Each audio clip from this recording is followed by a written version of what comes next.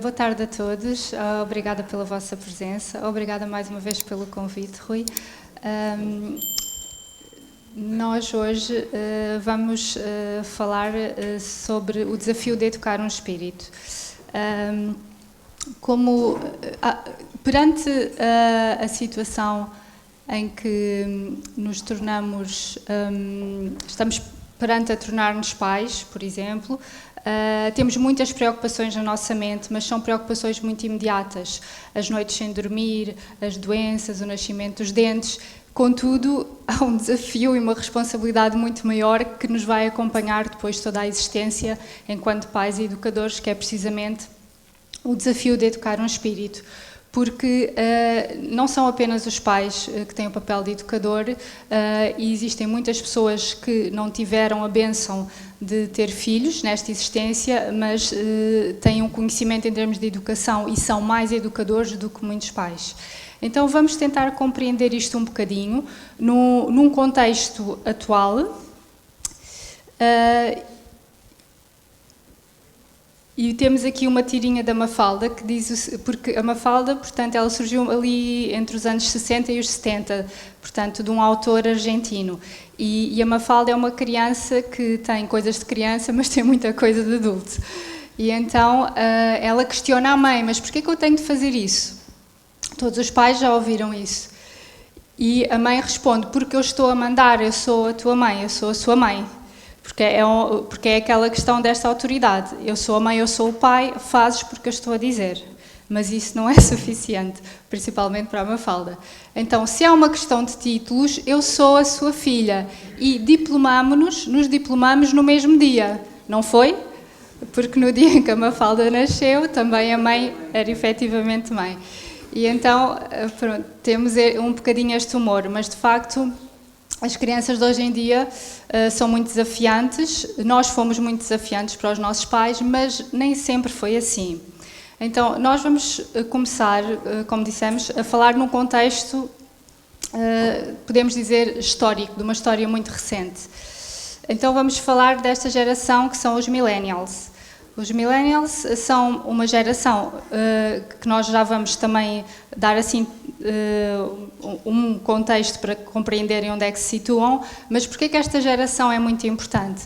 Esta não é a última geração, mas é a geração que agora são pais. Portanto, e foi das primeiras gerações que começou a ter o contacto com a tecnologia tal como a conhecemos agora, acompanhou esse crescimento. Então é importante percebermos isso para percebermos que tipo de educadores é que muitos de nós somos agora. Então, peço desculpa por estar em inglês, mas não se atrapalhe, nem eu. Portanto, isto são as gerações que foram definidas ao longo dos tempos. Só começa aqui no início do século XX. Porquê? Porque antes era tudo muito igual. Os pais educavam os filhos educavam como os pais educavam. Era um pouco inerte, digamos assim, a questão da educação. Não havia muita evolução. Mas a partir do momento em que começa a haver a evolução tecnológica, o que uma geração experienciou, a seguinte já não está a experienciar, e assim sucessivamente, e nós estamos nesse ponto. Então, esta primeira geração, e também uma salvaguarda, isto é algo que se aplica mais aos países ocidentais. Se nós formos para a África, para a Ásia, nós não vamos conseguir encontrar essa semelhança. Portanto, isto é um pouco mais para a realidade americana e europeia. Então, e na realidade foram os americanos que desenvolveram esta classificação de gerações, só para percebermos um bocadinho o que é que começou a acontecer. Então, esta primeira geração, a Greatest Generation, foi aquela que nasceu neste período, e o que é que acontece? Portanto, na infância apanharam a Primeira Guerra Mundial, na fase de adultos ou adolescentes apanharam a Grande Depressão, apanharam a Segunda Guerra Mundial, e então foi uma geração que era caracterizada por, tanto, ser muito patriota, muito lutadora. Lá está, isto está um pouco uma visão mais distorcida, digamos assim, para o lado americano. Depois temos a geração silenciosa, que foi a seguinte, que também foi apanhando estes efeitos. ainda, portanto, os efeitos da guerra, portanto, ainda da depressão, e, portanto, foi uma geração, dizia-se silenciosa, porque no ambiente de trabalho os jovens eram muito calados, muito obedientes, era isso que se observava e foi daí que surgiu o nome. Depois, quando começou o crescimento económico, após as guerras e a Grande Depressão, houve um aumento da natalidade, daí baby boomers, como uma explosão de bebés. Então, portanto, foi uma geração que cresceu muito e começou, e esta geração, é interessante porque esta geração, a maioria destes são pais dos millennials, e isso afetou muito a forma dos millennials, como todas as gerações que são pais afetam ultimamente os filhos. Depois veio esta geração X, que muitas vezes é confundida com os boomers, eles ficam muito zangados quando se chama de boomer. Depois tem os millennials. Então, os millennials, e depois, portanto, estas são as gerações mais recentes, nós só vamos tocar aqui um bocadinho na geração Z, as outras, a geração alfa, e também a geração Z já são filhos de alguns millennials, e a geração, portanto, beta ainda quase nem existe, mas é a próxima que está definida. Então, só para termos aqui uma noção, se tivéssemos que ver as várias gerações, seriam assim. Ainda existem algumas pessoas vivas da grande geração silenciosa, os boomers, a geração X e os millennials, que é aquela que vamos abordar, sobretudo.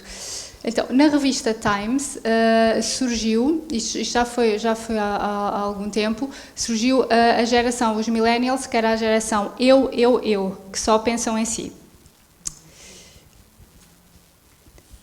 E se virmos a esta geração, que foram aqueles que nasceram entre ali nos anos 80 e 2000, aliás, desculpem, esta geração foi acompanhar todo o crescimento das redes sociais, da tecnologia, isto era uma coisa que não existia, e quem cresceu com isto teve alguma maturidade para ir acompanhando o seu progresso, mas quem já nasce agora dentro deste meio onde existe tanta tecnologia, onde as redes sociais é aquilo a que nos agarramos, tem uma visão e um comportamento em relação à vida muito diferente. Contudo, nem tudo é mau. Também, esta foi a maior geração de sempre. A geração Y é o mesmo que os millennials e também é etnicamente mais diversa. Portanto, vemos aí uma mudança, que eram coisas que antes não existiam. Temos este senhor, que é o Simon Sinek, não sei se é Sinek ou Sinek, mas a questão é que ele é um orador motivacional. Ele trabalhava numa empresa e ele apercebeu-se de vários comportamentos com estes millennials que começavam a entrar no mundo do trabalho. E então ele define algumas questões em relação à educação, à tecnologia, à impaciência e ao ambiente. Então, o que acontece? Muitos millennials cresceram sob estratégias de educação falhadas, porque, lembram-se, eles vinham muitos deles são filhos dos boomers, e o que é que acontece? Os boomers tiveram uma educação dos seus pais muito rígida. Portanto, eles eram educados, criados para serem advogados, para serem médicos, para serem alguma coisa, sem pensar um pouco na questão das emoções, do que eles realmente queriam, não havia essa sensibilidade. E então, os boomers, tendo esse trauma dos pais e tendo crescido num ambiente onde havia esse crescimento económico e onde havia mais facilidades, não queriam não queriam que os seus filhos passassem pelo mesmo, então diziam-lhes que eles podiam tudo, que eles podiam ser tudo o que quisessem, e que conseguiriam. Portanto, foi-lhes dito todo o tempo que eram especiais, que poderiam ser o que quisessem na vida pela simples razão de o quererem. Mas quando estes jovens adultos entram no mundo real, eles percebem que não são especiais, que os pais não podem ajudar a receber as promoções no trabalho, que não se ganha nada em chegar em último e que não se podem ter coisas simplesmente por se querer. Esta parte aqui é muito interessante, não se ganha nada em chegar em último, porque há hoje em dia, e tem sido cultivada a questão das medalhas, dos diplomas de participação, tudo bem. Mas existem determinados perfis de crianças que não se esforçam porque já sabem que vão receber alguma coisa. E depois isso não é meritoso para elas. E elas não têm essa noção se não forem educadas para compreender o que é que isso significa, que a participação e o que eles estão a receber, mesmo não tendo ficado em primeiro, deve-se ao esforço. E isso não é incutido. Participas, vais ter alguma coisa. Mas depois, no mundo real, isso não acontece. Se eles não se esforçam, se eles não se empenham, eles vão ser os últimos. E ser o último não lhes dá nada, a não ser frustração. Portanto, toda a autoimagem dos millennials vai se desmoronar. E então criou-se uma geração que, de forma geral, obviamente não são todos, que têm uma baixa autoestima. Depois tem a questão da tecnologia, porque esta geração cresceu no mundo Facebook e Instagram, nós continuamos nesse mundo, e então são muito bons a pôr filtros nas coisas, são muito bons a mostrar às pessoas que a vida é espetacular, mesmo quando estejam deprimidos, porque aquilo que nós vemos é o que é. Nós, de facto, não sabemos quem está por trás da fotografia, não sabemos se a pessoa se sente bem, se está feliz, se tem problemas, e então nós assumimos que o que nos mostram é o que é. Mas nós sabemos que vivemos num mundo de aparências. Então, a maioria das pessoas não é forte e não consegue gerir os seus problemas, porque não tiveram a educação para lidar com isso. E ainda em relação à questão da tecnologia, a integração nas redes sociais e o uso dos nossos telemóveis liberta uma hormona que é a dopamina, que é o que nos dá prazer. Também quando comemos um chocolatinho, também vamos libertar dopamina, dá-nos prazer.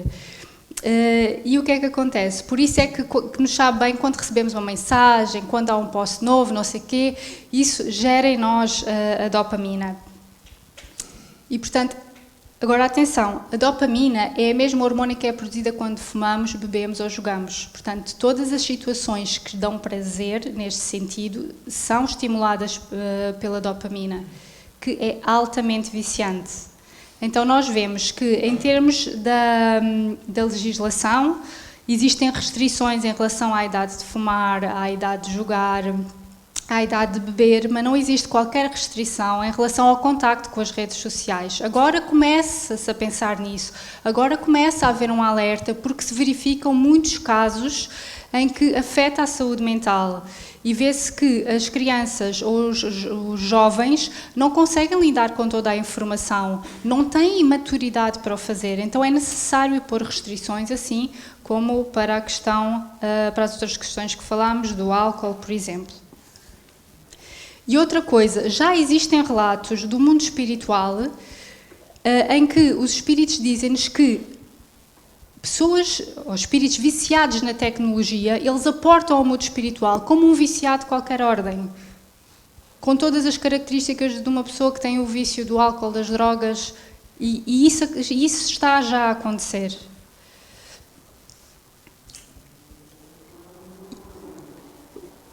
Quando nós temos a criança tem como referência os seus pais. Precisa da aprovação dos pais, mas quando começa a crescer e a desenvolver-se num adolescente, isso já começa a mudar um pouco. Porquê? Porque na adolescência, que é um período muito importante para o indivíduo se aculturar na sociedade, então começa a procurar aqueles que têm a mesma faixa etária, os seus pares, aqueles que partilham dos mesmos sentimentos, dos mesmos gostos, que os pais já não compreendem tão bem, ou nunca compreendem nada, ou nunca percebem nada. E então, de facto, é um período muito importante para o indivíduo se inserir na sociedade, mas ao mesmo tempo é um período que causa ansiedade, que causa stress, de grande confusão, e é preciso ter uma orientação, porque não são os amigos ou os colegas que vão dar essa orientação, não são eles que são o porto seguro, e é preciso fazer ver ao jovem que é na família e no lar que isso existe. E continuando ainda na tecnologia, nós temos muitas vezes estas situações. Estamos em grupo, mas cada um está ligado noutro sítio. Estamos fisicamente ali, mas a nossa mente não. Aliás, estamos a comunicar com outros amigos que por algum motivo não puderam ir ao jantar, ou ao almoço, ou àquele encontro. Então, isso é algo que é adultério, que significa que as coisas não estão bem. E então esse acesso ilimitado que existe vai continuar a estimular a produção da dopamina, que nos dá, portanto, aquela sensação de satisfação, de prazer. E então isso também provoca impressões profundas a nível do nosso cérebro, tanto que quando nós não temos, causa-nos desconforto, causa-nos ansiedade, se não temos acesso, portanto, à tecnologia.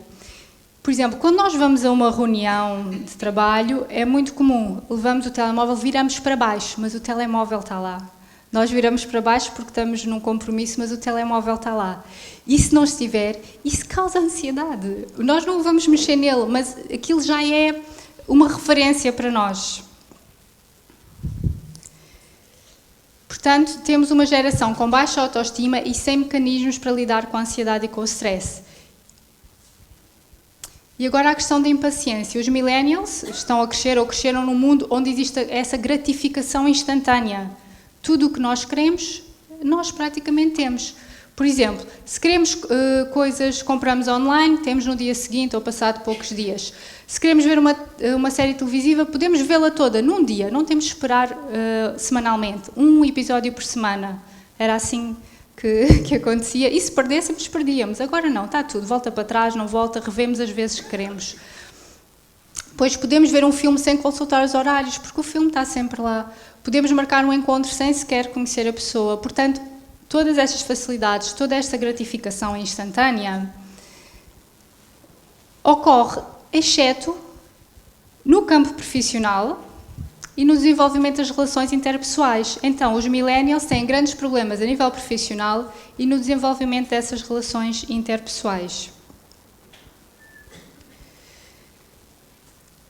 E então, o que é que acontece? Os millennials, eles veem o topo da montanha. Esse é o objetivo, é só isso que veem, mas não veem que há uma base e que é preciso escalar. Então, ou desistem ou caem, porque não têm os mecanismos para lidar com todo o trabalho que é necessário para atingir aquele objetivo. Então, as coisas que realmente o importam, como a satisfação profissional, a alegria, o amor pela vida, a autoconfiança, a aquisição de competências, demoram tempo.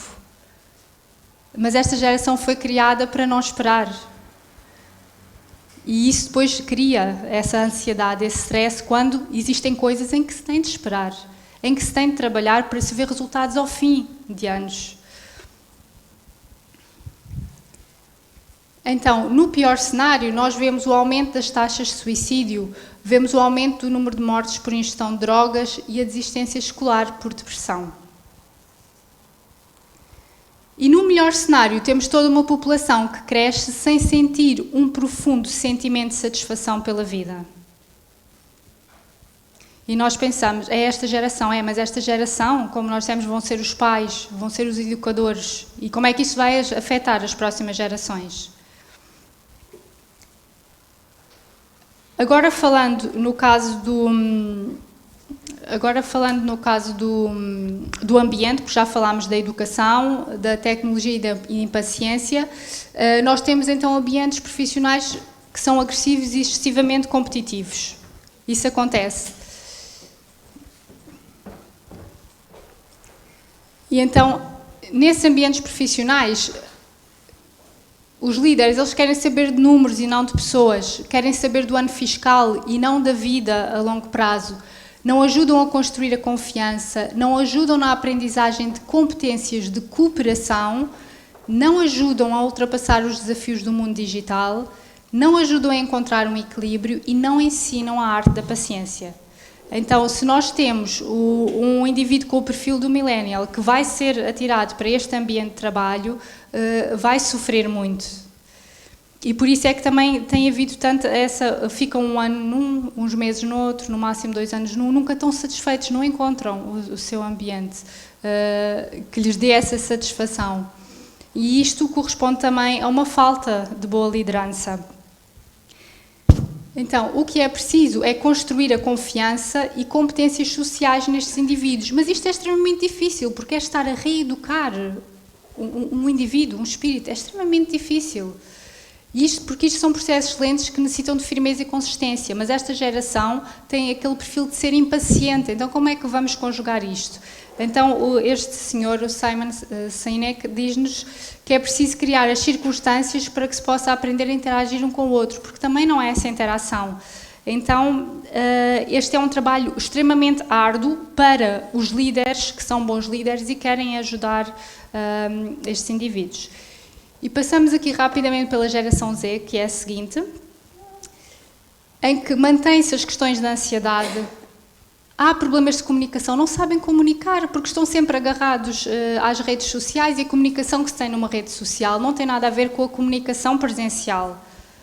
A comunicação presencial exige muita sensibilidade, exige perceber o outro, perceber a sua postura corporal, porque também comunicamos desse modo. Esse tipo de competências ficaram obliteradas nesta geração. A desistência, continua a ocorrer a desistência, porque são indivíduos que não têm maturidade a nível emocional e querem as coisas naquele momento. Não existem, eles desistem. Eles preferem desistir do que questionar, do que dialogar.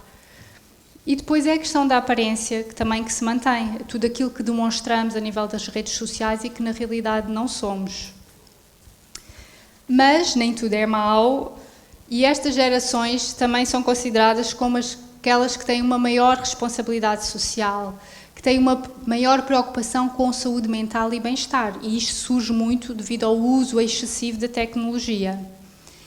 E, em consequência, procura-se um equilíbrio no trabalho-vida, work-life balance. As pessoas estão mais preocupadas com isso. Por exemplo, agora a questão do teletrabalho, que beneficia muitas pessoas e muitas empresas aderiram. Isso foi uma consequência que resultou do Covid, em que se percebeu que muitas atividades se conseguem manter à distância e que depois já nada poderia ser novamente igual, já nada poderia ser totalmente presencial. E as pessoas beneficiam disso, todas beneficiam, e isso ajuda neste equilíbrio trabalho-vida, apenas um exemplo. E a valorização da aprendizagem contínua e desenvolvimento de oportunidades, mas depois não se sabe aplicar. Mas tem esta questão. E, obviamente, fortes competências digitais e tecnológicas que todas as gerações do futuro terão.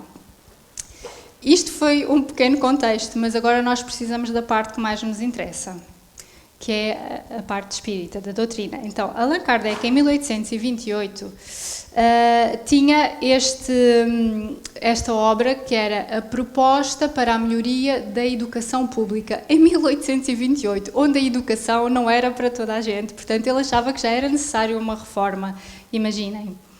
E aí, nesta obra, ele diz o seguinte: a educação é a arte de formar os homens, isto é, a arte de neles fazer surgir os germes das virtudes e reprimir os do ócio. Portanto, a arte de neles fazer surgir os germes das virtudes, portanto, e reprimir os do ócio. Portanto, é a arte de formar os homens. E no Livro dos Espíritos, ele também diz o seguinte, que não se refere, porém, à educação moral, essa questão da formação pelos livros, e sim à que consiste na arte de formar os caráteres. Há que incute hábitos, porquanto a educação é um conjunto de hábitos adquiridos. Portanto, isso é o conceito de educação. E nós ainda nos focamos muito na educação académica. E a educação é muito mais ampla do que isso. E no Consolador,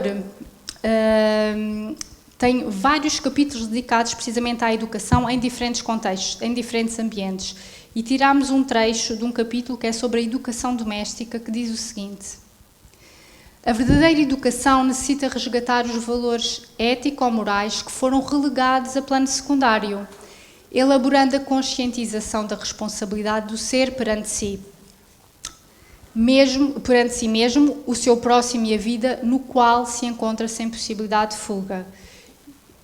E se calhar ainda nos vem à mente, mas a pessoa suicidando-se foge da vida corpórea, mas a vida verdadeira, a nossa, é espiritual, nós estamos aqui apenas de passagem, somos espíritos, não deixamos de ser espíritos por encarnar, portanto, nós não temos mesmo possibilidade de nos ausentarmos da vida.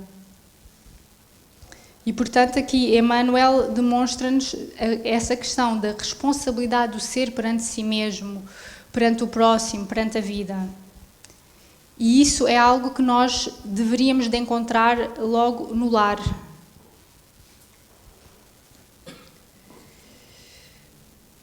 E ainda, isto vem no Livro dos Espíritos, não conheceis o mistério que as crianças ocultam em sua inocência.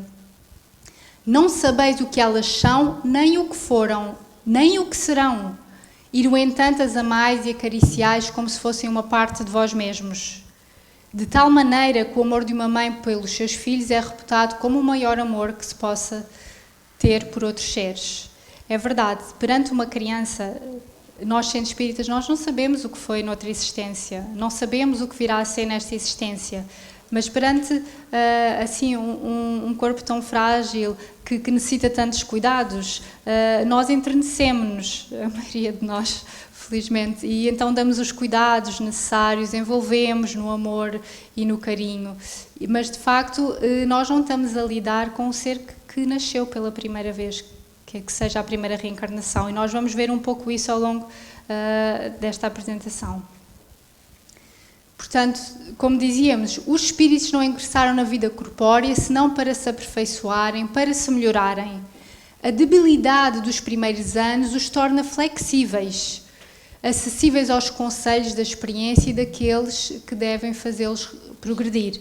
Por isso é que o Simon Sinek diz que para reeducar um adulto é preciso um esforço extremo para estar a mudar toda a aprendizagem, para estar a mudar todos os preconceitos.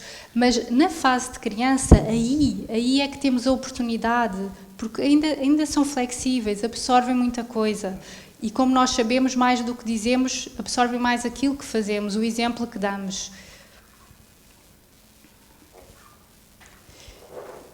E no livro Nossos Filhos são Espíritos, de Herculano Pires, ele diz-nos uma coisa muito interessante, que somente as características físicas são geneticamente transmissíveis.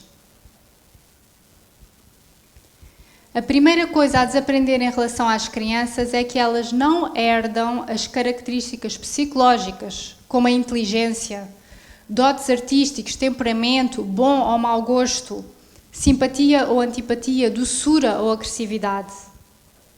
Isso não é herdado. Por vezes nós pensamos, não, o meu filho é tal como eu, faz como eu fazia em pequeno. E temos muito essa tendência, mas apenas as características físicas são herdadas geneticamente. Então vamos compreender de onde é que surgem as outras semelhanças que nós vemos e que não são a nível físico.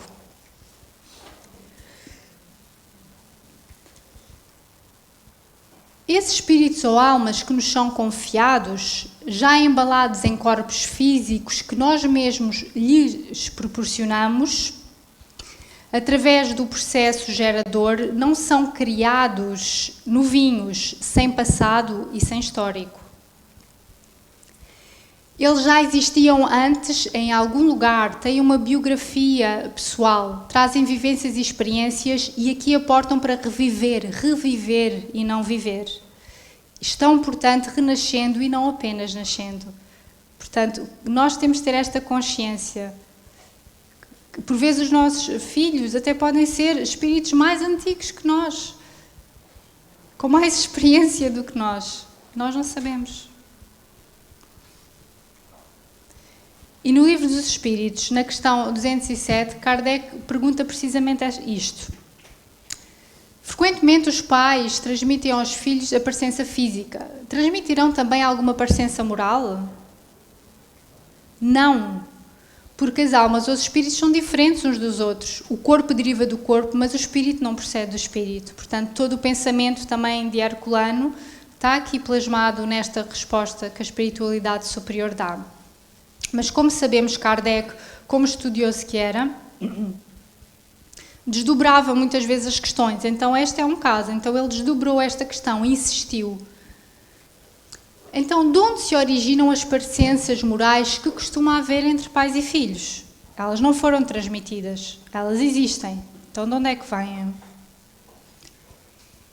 É que uns e outros são espíritos simpáticos que reciprocamente se atraíram pela analogia dos sentimentos. É simplesmente isso. São espíritos afins que têm um modo semelhante de pensar, com um modo semelhante de sentir. Mas isso não foi transmitido, foram as conquistas deles, assim como nós temos as nossas conquistas. E Raul Teixeira fala-nos também sobre a questão da educação. Os filhos são companheiros de evolução que são colocados temporariamente sob os nossos cuidados, a fim de que os ajudemos a implementar a sua própria educação, o seu próprio desenvolvimento na pauta da vida terrestre. Portanto, o papel dos pais ele é de extrema importância, mas o seu efeito só se consegue até um certo ponto. Porque é suposto depois os filhos implementarem a sua própria evolução. Nós não temos de andar sempre atrás deles enquanto estivermos nesta existência. Até porque isso é uma grande preocupação. Muitas vezes existem pais que desencarnam e que continuam com uma grande preocupação no mundo espiritual em relação à conduta dos filhos. Portanto, a falta de psicologia na hora de dizer as verdades.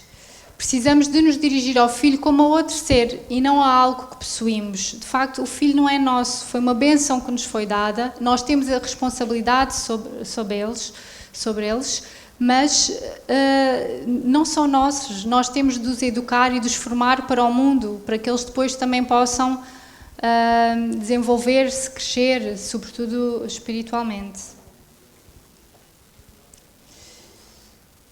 Portanto, os filhos são sempre vínculos dos seus pais, mas não significa que tenham convivido no passado. É às vezes, outro preconceito que nós temos. Vínculos porque carregam o mesmo tipo de débitos ou de virtudes, de ganhos morais, que precisamos de ter junto de nós na presente existência.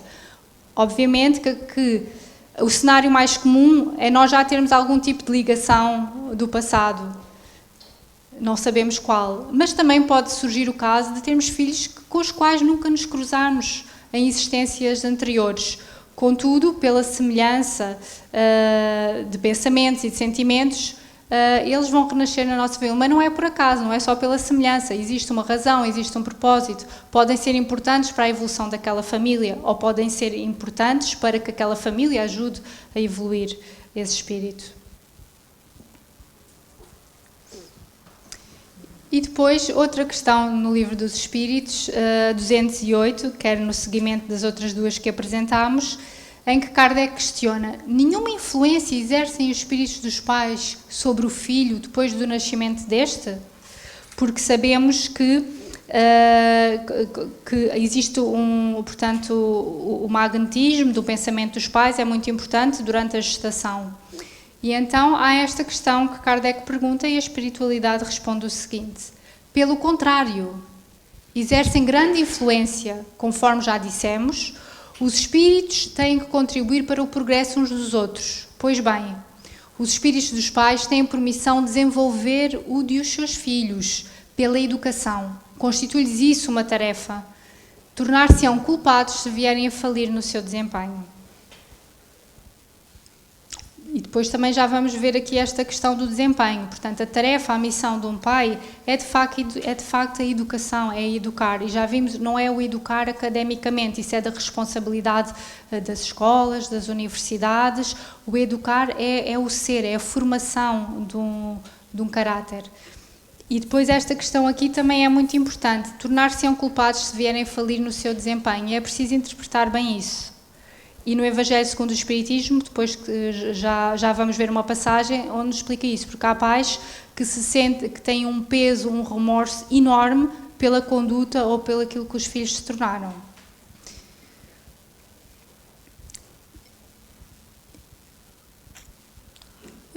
Qual a melhor escola de preparação para as almas reencarnadas na Terra?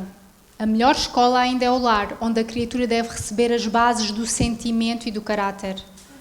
Os estabelecimentos de ensino propriamente do mundo podem instruir, mas é só o Instituto da Família que pode educar. É por essa razão que a universidade poderá fazer o cidadão, mas somente o lar pode edificar o homem. Então, reparem, porque há muitos pais que delegam a educação às escolas.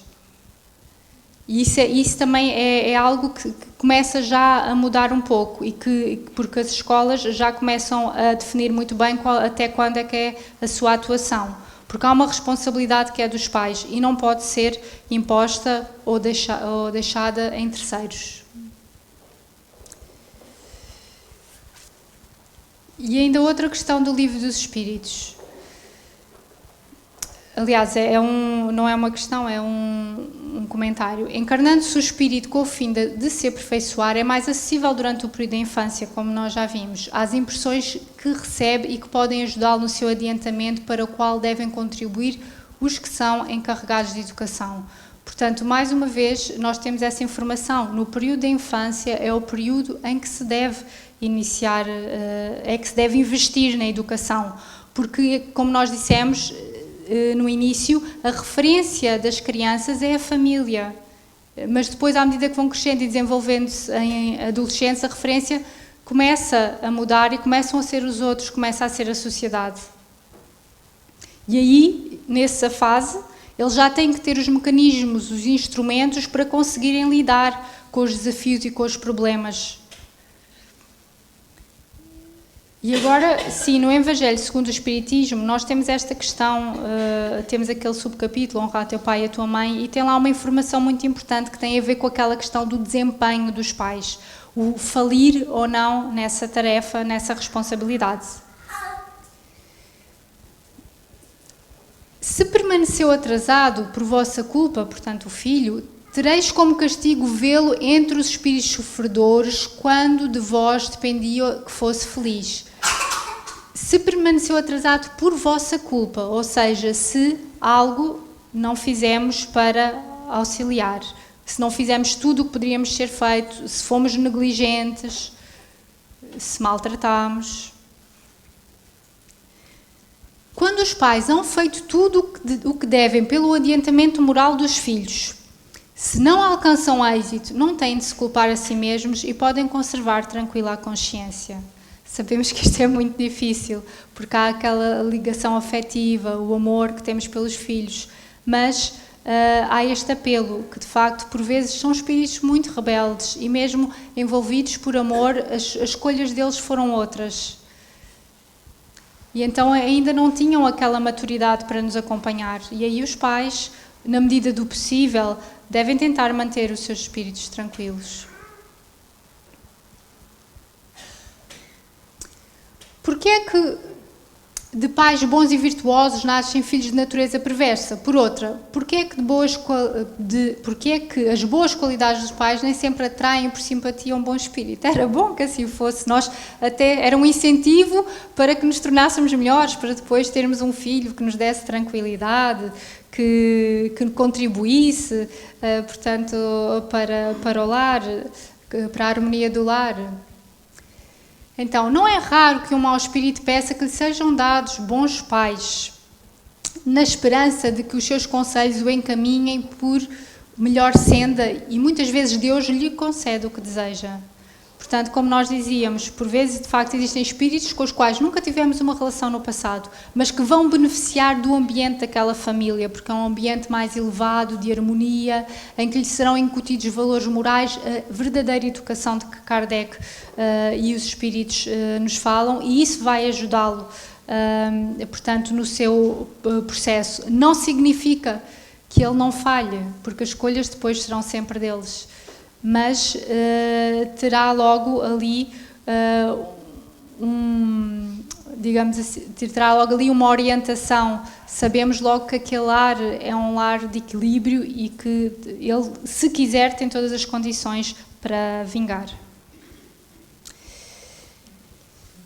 Então, não escorraceis, pois, a criancinha que repele a sua mãe, nem a que vos paga com ingratidão. Não foi o acaso que a fez assim e vos-la deu. Há essas situações de crianças em idade muito pequena que sentem repulsa por um dos pais ou por algum dos familiares.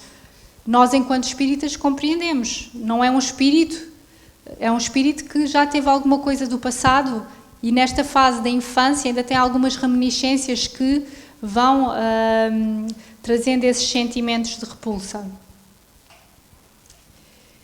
imperfeita intuição do passado se revela, do qual podeis deduzir que um e outro já odiou muito, ou foi muito ofendido, que um ou outro veio para perdoar ou para expiar. E aqui nós vemos a questão também da bênção do esquecimento, porque se nós tivéssemos memória do que fizemos nas existências passadas, nós teríamos muita dificuldade em conviver com os mais próximos, no ambiente de trabalho, seria extremamente difícil. E não conseguir, e por nós, se não tivéssemos os laços sanguíneos, não estaríamos naquela família. Portanto, desde as idades mais precoces, nós podemos não saber o que é que aquele espírito foi, o que é que fez, o que é que não fez. Não sabemos. Mas, pelas suas tendências, nós podemos perceber se é um espírito mais caprichoso, se é um espírito mais tranquilo. E Dival dizia-nos desde o berço, e é verdade. Porque há aquelas crianças que choram, choram, choram, e só quando está lá uma pessoa é que se tranquilizam. E a pessoa afasta-se e elas... E então pode-se ir percebendo algumas coisas e começar e tentar logo, desde as idades mais jovens, a tentar moldar, a tentar a educar, logo incutir a questão da educação. Mas por vezes nessas fases iniciais somos de forma inconsciente um pouco negligentes, porque é só um bebê, mas não é só um bebê, é um espírito que já tem um histórico. Então, cada rostinho de criança aberta à nossa frente como uma flor que desabrocha, nos desperte no coração o melhor de nós mesmos, um impulso do amor, porque não é possível educar sem amor. E que cada adolescente, na sua inquietude e na sua irreverência, jovem é que se afirma pela oposição ao mundo, não provoca a nossa ira, mas desperta a nossa compreensão e a nossa ternura. Porque se é difícil lidar com uma criança, é mais difícil lidar com adolescentes ainda. E não nos esquecemos também de uma questão muito interessante, que no período da adolescência é quando também se está a desenvolver a glândula pineal. E então vão desabrochar as questões mediúnicas, a questão das forças sexuais, e por isso é que isso gera tanta confusão a um adolescente, reminiscências do passado. Portanto, a glândula pineal, que obviamente é física e tem um papel hormonal, mas que sempre foi muito desvalorizado, porque é um papel assim quase secundário, mas a espiritualidade traz-nos essa informação, e no momento da adolescência, quando ela começa a ser mais ativa e que vai, portanto, no caso das questões mediúnicas, vai abrir, vai fazer esse desabrochar e, portanto, todos esses fatores se conjugam num período em que de grande fragilidade para o espírito. Portanto, para domar o potro, o cavalo jovem, não é? Precisamos da sela e das esporas, mas para educar o jovem só necessitamos de amor. Eles podem não compreender no momento, eles podem afastar-nos, mas mais tarde, quando um dia forem pais, aprenderão a ser filhos. Portanto, sabemos que a tarefa não é fácil, mas a espiritualidade diz-nos que também não é tão difícil como podereis pensar. Não exige o saber do mundo, porque quer o ignorante, quer o sábio podem cumpri-la, e o Espiritismo vem facilitá-la ao revelar a causa das imperfeições do coração humano. De facto, nesta questão da educação, o Espiritismo, uma vez mais, é esclarecedor e também consolador. E para terminarmos, deixamos uma mensagem de Amélia Rodrigues, pela psicografia de Chico Xavier, que nos diz o seguinte: o homem será o que da sua infância se faça. E aqui entra a responsabilidade dos pais, a responsabilidade do lar. A criança incompreendida resulta no jovem revoltado, e este assume a posição de homem traumatizado, violento. A criança desdenhada ressurge no adolescente inseguro que modela a personalidade do adulto infeliz. A criança é sementeira que aguarda, o jovem é campo fecundado, o adulto é seara em produção.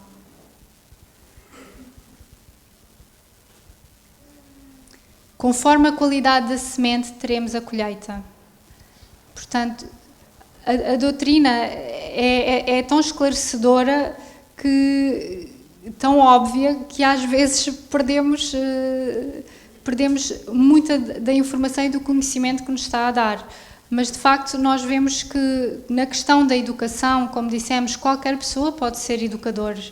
E existem educadores que não têm filhos que são mais educadores do que os pais, como dissemos no início. Mas, de facto, se nós estamos integrados numa família, temos essa bênção, nós temos essa responsabilidade. E o fator principal é a questão do amor, de educar com amor. Sermos firmes, mas com doçura, com amor. Não é uma tarefa, por vezes, fácil, porque é algo que temos também de nos reeducar um bocadinho, porque trazemos as experiências da educação que tivemos, há coisas que queremos manter, há outras que não queremos, então é preciso também uma reflexão nesse sentido. E a doutrina é sempre esse nosso apoio. Temos recursos quase infinitos que a doutrina nos traz relativamente à educação, inúmeros exemplos. Então, também nos momentos de maior dificuldade, quando estamos perante uma situação difícil, perante a dúvida, também temos sempre aquela ferramenta, esse instrumento que é a oração, de elevarmos o nosso pensamento, de sintonizarmos com as esferas superiores e assim pedirmos uma orientação, uma inspiração. Porque, como nós sabemos, agora nesta existência é o momento de atuar. E vamos tentar gerar o menor número de arrependimentos possíveis, porque os espíritos, na espiritualidade, lamentam-se muito, não é? Daquilo que poderiam ter feito e não fizeram. Muita paz para todos.